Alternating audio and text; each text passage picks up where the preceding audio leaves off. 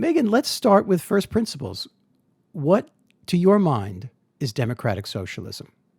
Yeah, so just very simply, it is people having a democratic say-so in all of the things that they need to survive. So democratic control of their workplace, democratic control of their housing, and democracy in what we already know as democracy in the political process.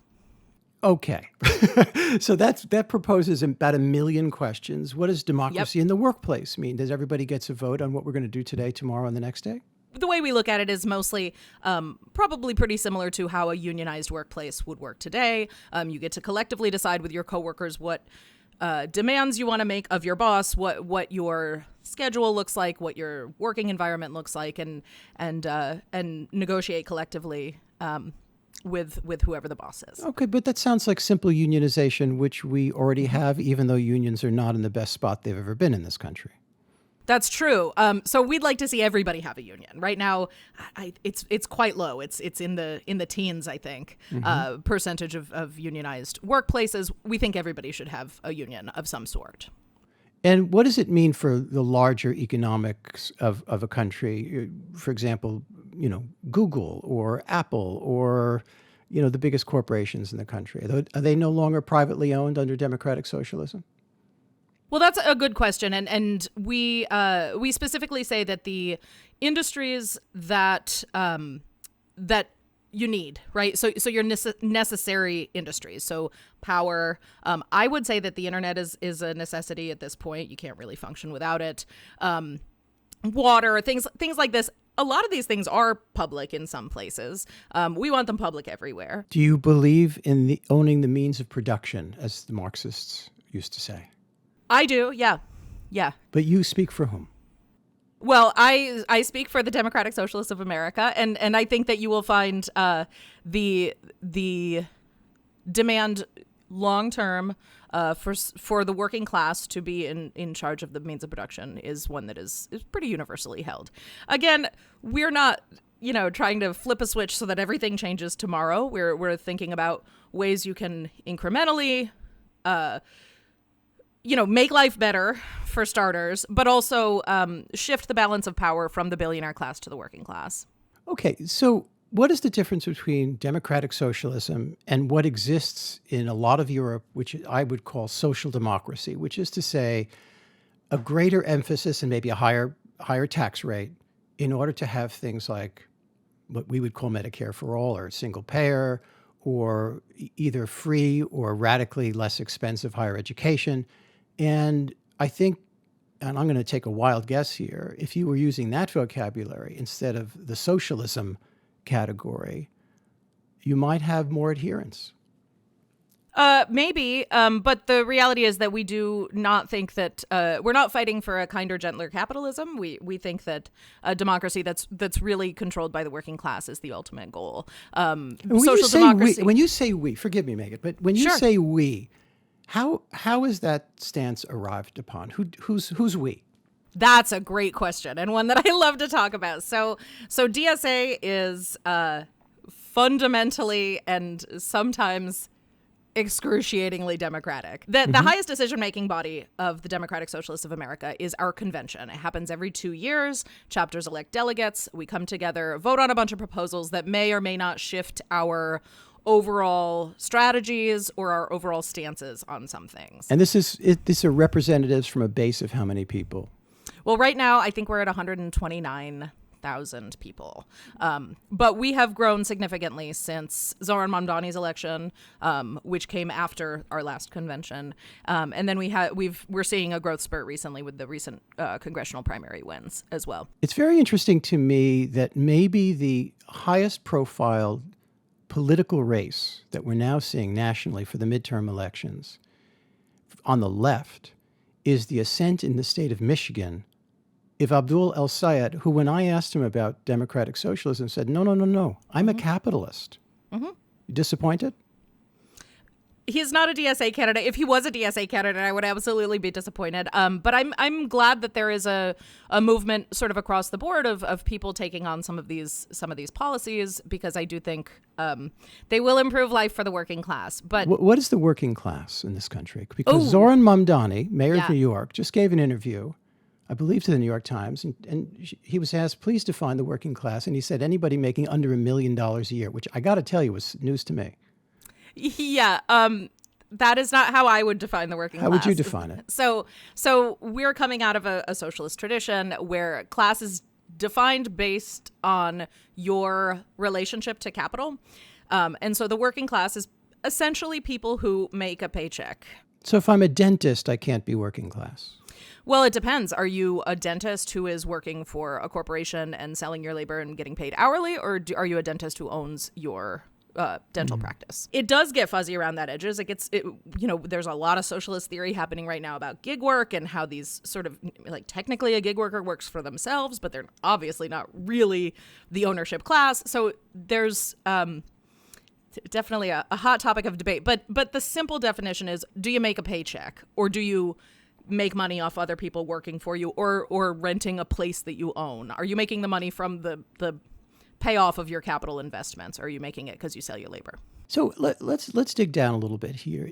The D.S.A. refused to endorse Hillary Clinton over Donald Trump in 2016. Mm-hmm. You happy about that decision? I think it would have hurt our credibility a bit as people who are actually standing for socialism and against neoliberalism. Yeah, but on the other hand, you let an authoritarian through the door. I mean, I'm not blaming you specifically. Yeah. A lot of factors went into it. Yeah. Did you stay home in 2016? I didn't. No. You voted? No. I voted for Hillary Clinton, and I voted for Joe Biden in 2020. So why did you do that against the recommendation of the organization? Well, I wasn't a D.S.A. member in 2016, first of all.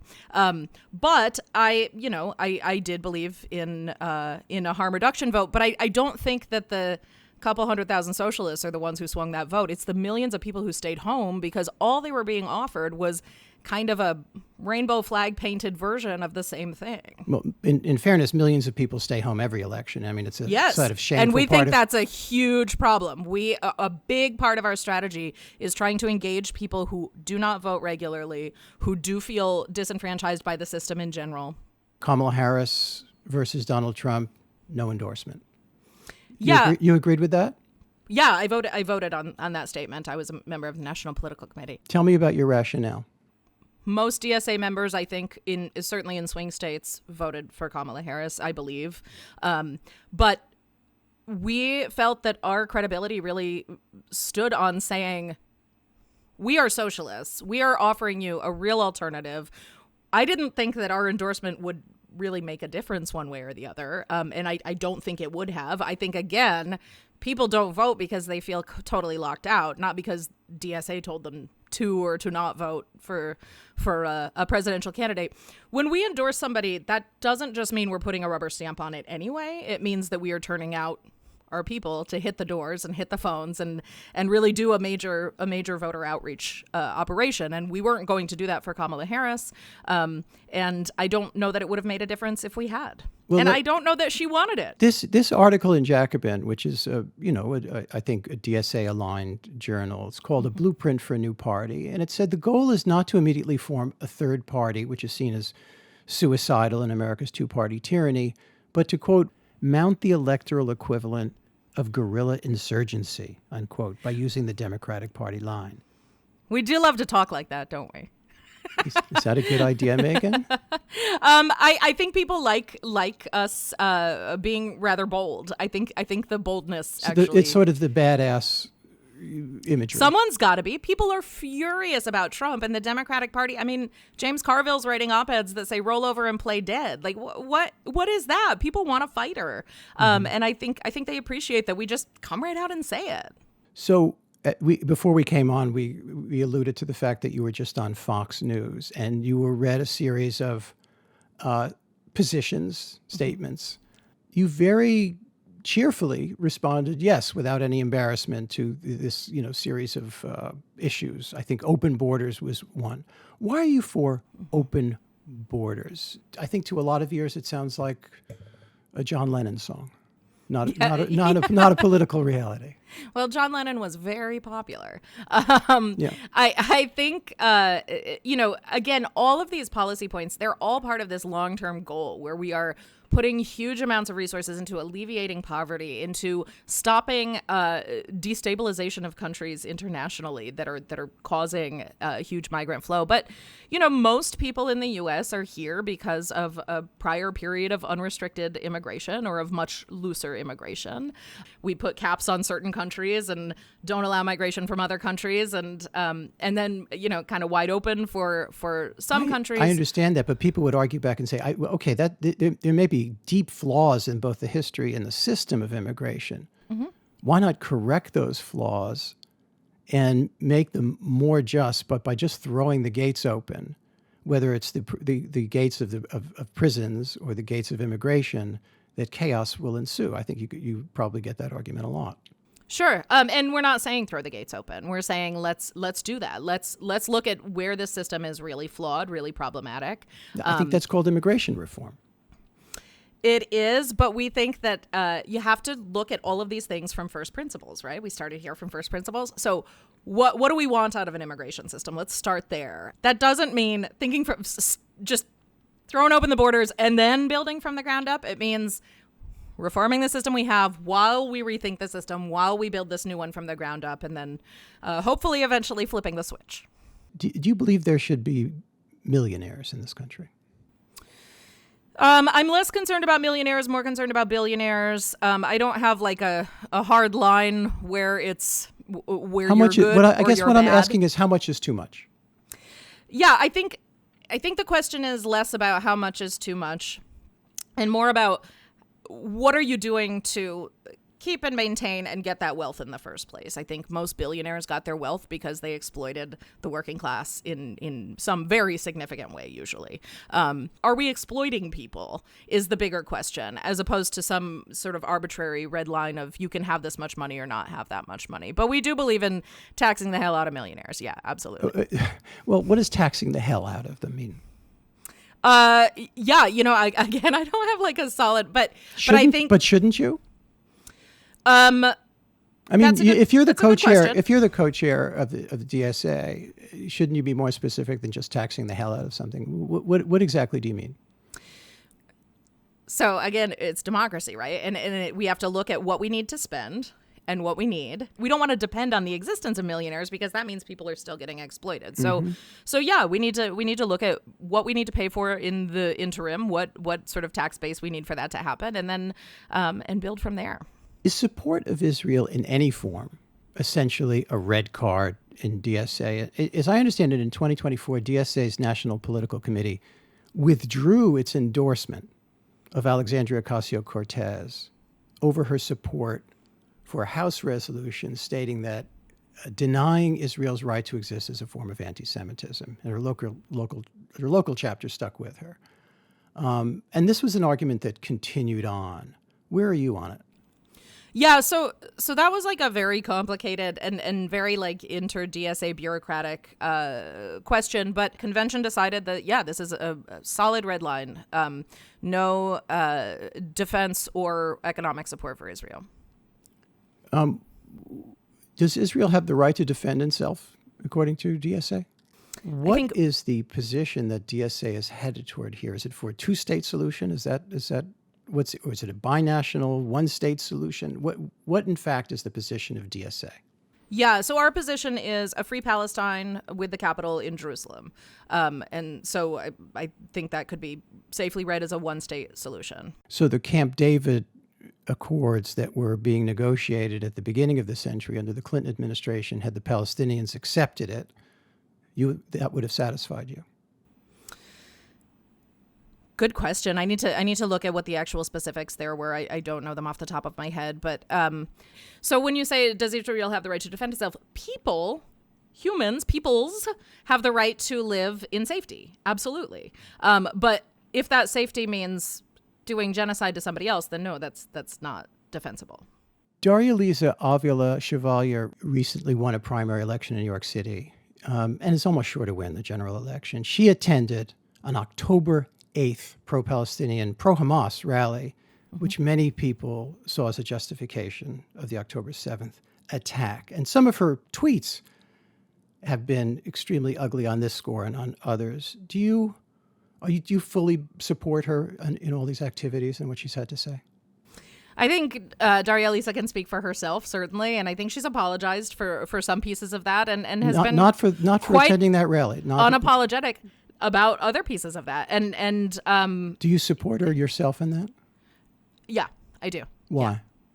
Because in other words, you would have gone to that rally had you been able. That's a good question. I probably would have. Yeah. I don't live in New York City, so I wouldn't have. One day after the slaughter of 1,200 people and taking of over 200 hostages, you would have come and rallied behind Hamas. I think that October 7th was largely inevitable. If you put people in an open air concentration camp and you deprive them of rights, of dignity, of food, of the ability to live in safety, you have to expect that they are going to not take that for that long. And that is not defending any harm of civilians or of non-combatants. Well, sure. That is. Do you think it is? You're saying you're supporting it. I'm saying that I think it was inevitable. I think that you cannot put people in a cage and expect them not to revolt. And I think that that supporting the civilians, the non-combatants, the children who are being killed, that's really the primary thing. So you live in upstate New York. You describe yourself as a Jon Stewart liberal. Tell me about your life until 2018. What were you doing? Sure. What was your mindset, and why did it change? Absolutely true. Got most of my news from Jon Stewart. That was my primary news source. I'd read the Sunday Times and I'd read Jon Stewart, and I did read the New Yorker, and sometimes even for more than the cartoons. I appreciate that. But what happened? What turned? So after Hillary Clinton did not win, and I was supportive of Hillary Clinton. I was not a registered Democrat at that point. I was registered independent. And then she didn't win. And I was horrified. I was baffled. I tried to become involved in the Democratic Party. What I ended up involved in was this like women's club where you'd like have speakers. Like weren't actually making any decisions. You were hearing people talk about a book. And that was all really frustrating because I was like, who's doing anything? What are we pushing anything toward? And a friend who was a folk musician said, we are starting this D.S.A. chapter. You should come to a meeting. And I was like, ugh, the Socialists. And I was like, all right, well, I'll come to your meeting because we're friends, but I'm not saying comrade. And I went to the meeting and I was just so relieved they were actually doing something, just anything. They had plans to just do something. We're going to lobby for this bill. We're going to do this community service activity together. We're just going to do stuff. And I was like, great. And then organizing and actually thinking constantly about like what an actual change to the system. Eventually I read some theory and I didn't go to college. But most of the great socialist theorists were writing pamphlets to be distributed to factory workers. I think what might have disturbed some people who were watching that Fox clip, there was a certain kind of, breezy, yeah, I'm for that, and there was no detail at all. And when you come to an issue like prison abolition, and just say, yep, I'm for that, or defund the police, sure, I'm for that, it was a little startling. Now, it might have been the form of the show, so let's flip the switch here and dig down a little. What do you mean by prison abolition? We've had on this show Michelle Alexander, who wrote The New Jim Crow, and plenty of people in the Democratic Party, even in the establishment, have rejected mass incarceration, and some things have been done to bring it down. What does prison abolition mean to you? So again, let's start from first principles, right? What do we need? We need safety. Let's not begin from first principles. Let's begin from what is to be done, to use a Leninist phrase. No, I mean, I think you have to start from first principles, and that is the core of this. We need community safety. We need people to be safe. We need people to be able to live their lives without fear of being assaulted, without fear of being robbed, without fear of violence. What communities do we know are the safest? It's not communities with cops on every corner. It's communities that have good schools, good jobs, good park systems, good recreation for their teenagers, things like that. Those are the safe communities. What does defunding the police mean in your mind? Every year, police budgets go up. Every year, there's a backlog of rape kits that don't get tested. Should they be maintained? I am not in favor of getting rid of police entirely tomorrow. No, defunding the police means no funding. I think that's I don't think so. English. I think it means I think it means taking funding back and moving it elsewhere. Right. So pulling some of that funding back to what and extent? Moving it elsewhere.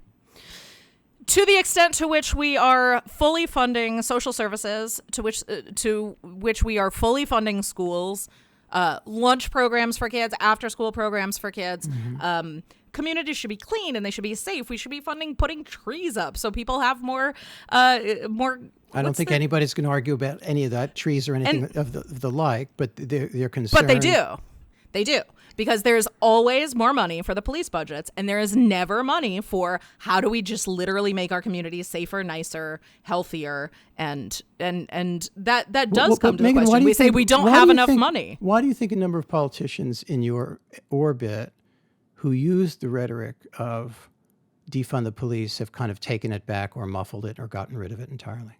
I think you see, different phrasings of the same idea. And, if we're just talking about branding, I think that's not really the exercise we need to be spending a bunch of time on. I think we need to be talking to people about, what makes your community safe?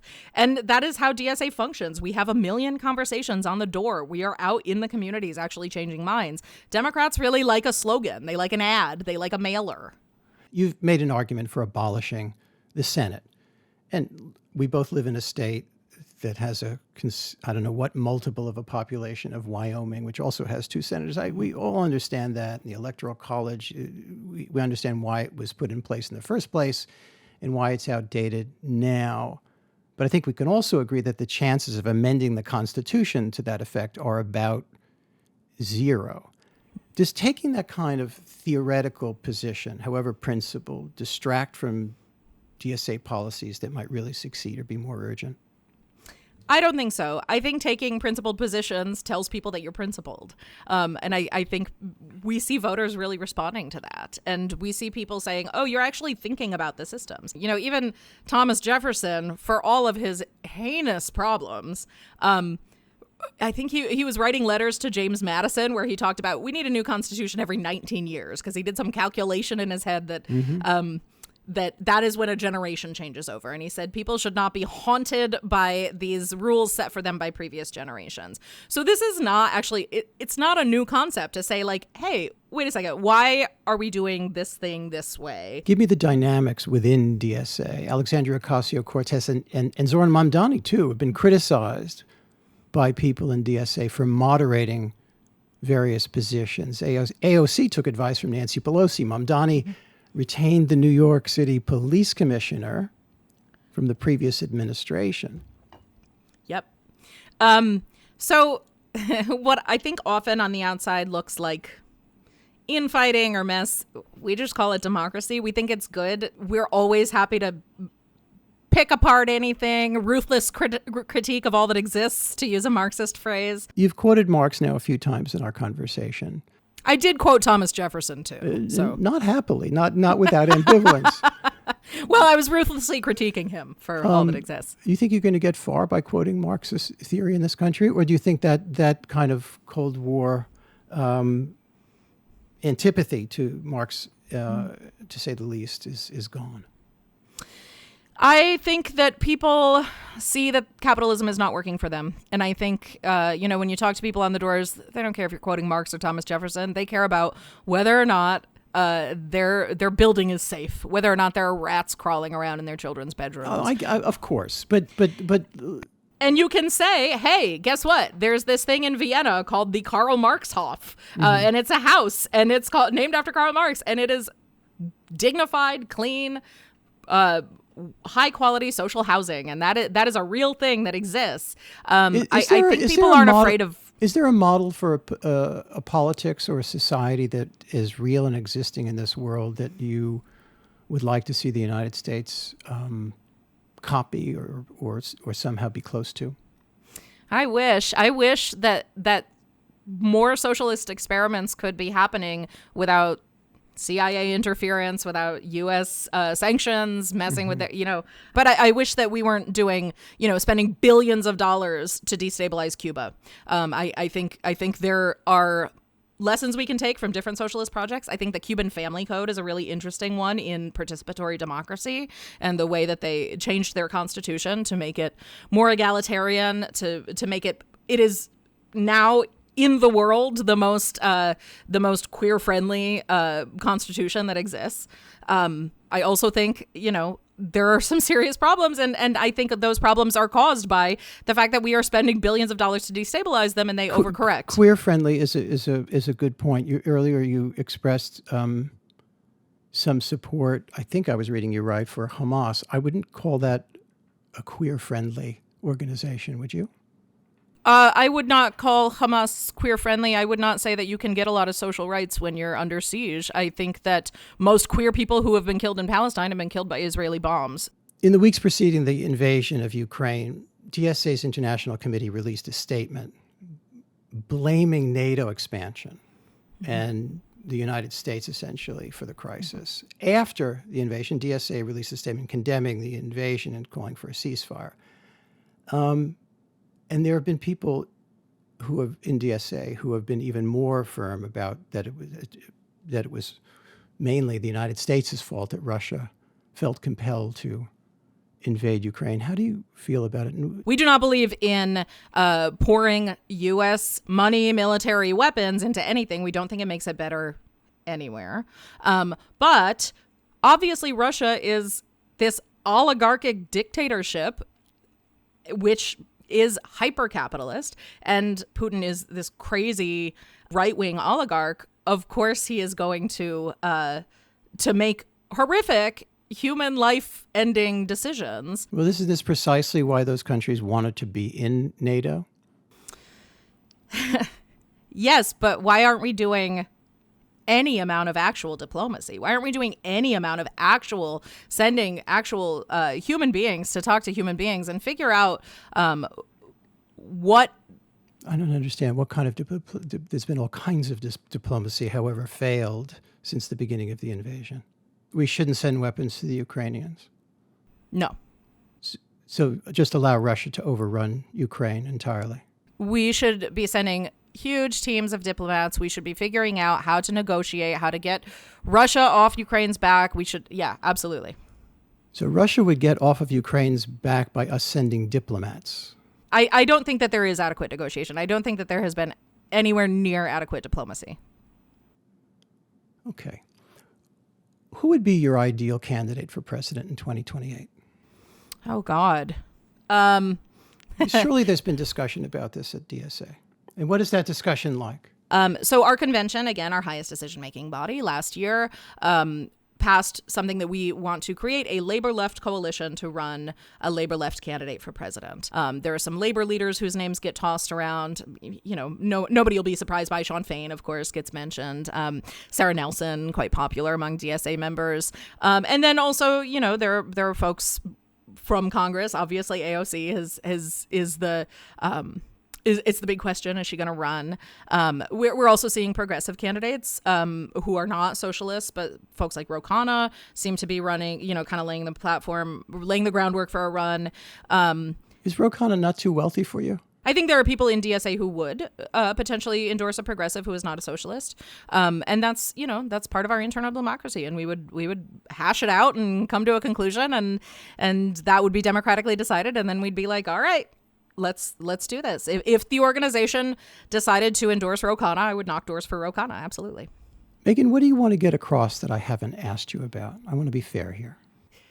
There are always questions about these pieces of detail, but the answer is always, we decided democratically. We decided together. So if you're looking to me to be the one true arbiter of D.S.A. thought, I'm absolutely not. Who is? Or that doesn't exist? D.S.A. It never will. It doesn't exist. Mm-hmm. Yeah. Convention, I guess, would be the closest to the one true arbiter of D.S.A., and it happens every 2 years. Megan Romer, thank you so much. Thanks so much.